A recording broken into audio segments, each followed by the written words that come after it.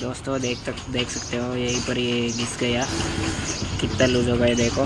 Splendor गाड़ी है, Splendor नाम भी देख सकते हो। इस पे बहुत डिफरेंस देख सकते हो, बहुत लो गया टाइमिंग चेन। इससे बहुत साउंड आता है गाड़ी पे, देख सकते हो। ये घिस गया पूरा।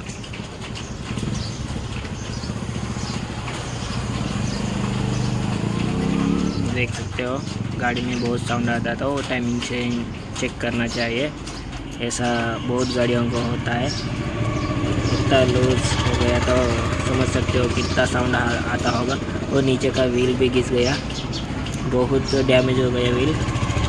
ये व्हील भी बहुत डैमेज हो गया इसके, वो पूरा चेंज करना पड़ता अभी।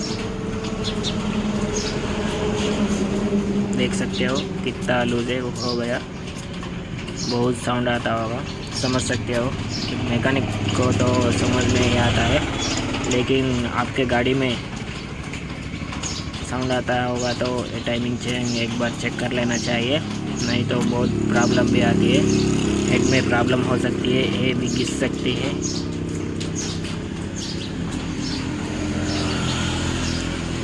गाड़ी अचानक से रुक सकती है इस प्रॉब्लम से। वो घिस जाके रैकस भी डैमेज भी होती है। देख सकते हो कितना आइटम डैमेज हो गया है, पट्टी भी, ये व्हील्स भी, ये भी पट्टी, सब कुछ डैमेज।